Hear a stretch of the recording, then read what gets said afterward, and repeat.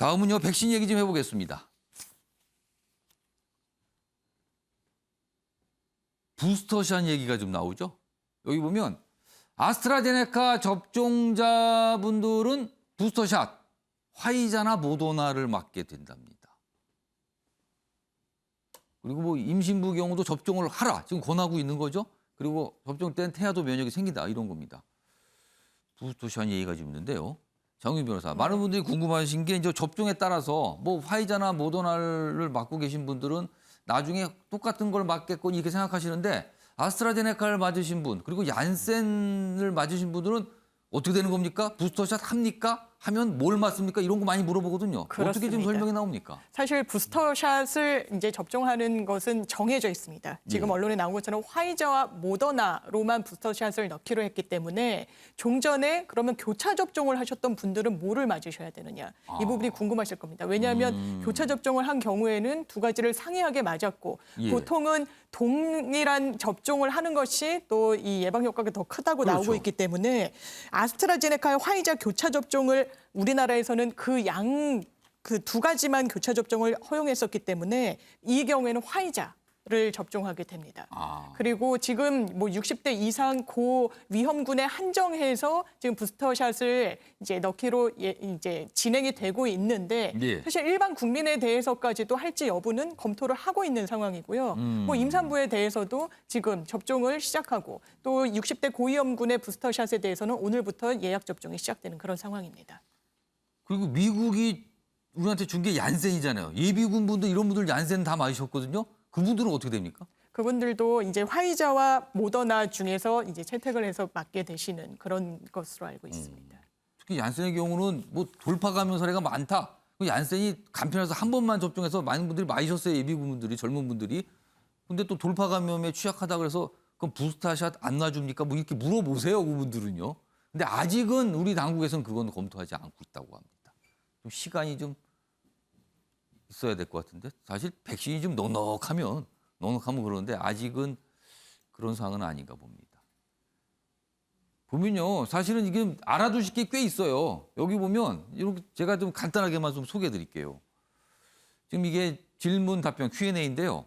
임신부는 예방 접종을 꼭 해야 하나 이렇게 돼 있습니다. 그런데 여기 보면 정부는 임신부가 코로나19 고위험군으로 분류되기 때문에 접종이 필요하다는 입장이니까 맞으시라는 거예요. 그리고 맞을 경우에는 태아의 경우도 면역이 생길 수 있다라고 설명하고 있습니다. 맞으시라. 그리고요. 신생아에게는 악영향이 없나? 면역이 생긴다고 설명을 하고 있는 거죠. 지금. 그리고 여기 있습니다. 여기 보면 부스터샷 대상을 조금 더 설명하고 있는데 현재 60세 이상 고연령층과 고위험군 그리고 면역 저하자, 뭐 요양병원 등등등 종사자가 일단 대상자가 됩니다. 그 일반 국민에 대한 부스터샷은 조금 더 검토를 해봐야 된다는 거죠. 그러니까 시간이 필요하죠. 지금 다른 나라도 하고 있는데 우리는 아직은 좀 시간이 걸린다. 이 얘기입니다. 그리고 이제 교차 접종자 아까 설명드렸죠. 아스트라제네카는 화이자나 모더나 그리고 얀센은 좀 검토 중이다. 뭐 이런 겁니다. 지금. 알아두시면 좋을 것 같습니다. 다음은요. 마지막 주제 좀 보겠습니다. 또 열린 은닉자산 판도라 상자. 국가 정상급만 30여 명이 있답니다. 자, 국제 탐사 보도 단체가 취재를 통해서 이거를 문건을 뭐 확보하고 보도를 한 거예요. 공개를 했습니다. 문건 공개. 여기 보면 압둘라 2세 토니 블레어. 그러니까 국가 정상급들이라는 거예요. 그리고 이제 기업인들 등등등. 여기 뭐 국내 인사 이름도 적혀 있는데 뭐 당사자들은 또 의혹을 부인하고 있어요.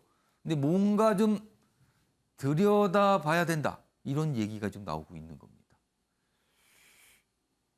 김영주 전 의원님, 이거 과거에도 이런 거 봤었는데 또 나왔네요, 지금요.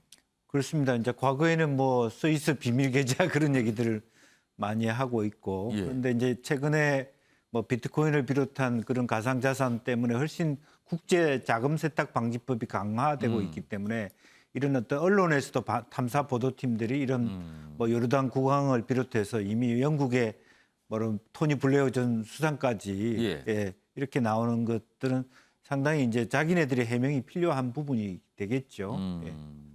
여기 보면 좀 소개 좀 해드릴게요. 요르단을 통치하는 압둘라 2세 국왕. 36개 페이퍼 컴퍼니를 여교에, 그러니까 다른 나라에 만들어 갖고 부동산을 엄청나게 샀어요. 뭐 1억 600만 달러 지출한 거 나왔다. 그러니까 이게 세금을 안 내기 위해서 한 거겠죠. 이쪽에 가면은요, 이분은 토니 블레어, 굉장히 존경받는 분 아니었었나요? 근데 이분도 뭔가 의혹이 있네요, 지금요. 런던 사무실을 구입하는 과정에서 세금을 아낀 사실이, 뭔가를 해서 세금을 줄인 사실이 있다는 거예요. 지금 각 나라들이 발칵했겠는데요, 지금 이것 때문에 지금. 자, 장우희 변호사, 과거에도 이런 폭로가 있었거든요.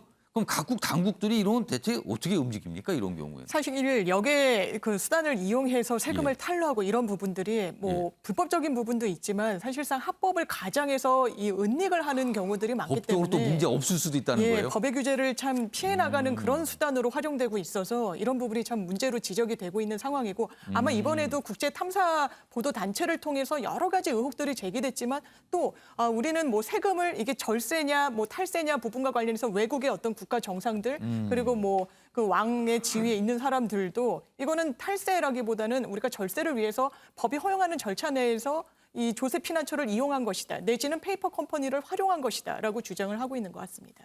이번 이 폭로에는 117개 지역에서 600명 넘는 언론인들이 참여해서 이거를 만들었다고 합니다. 폭로를 한 겁니다. 주목받고 있습니다. 자, 아침의 매일경제 오늘은 여기서 마무리합니다. 시청해 주신 여러분 고맙습니다.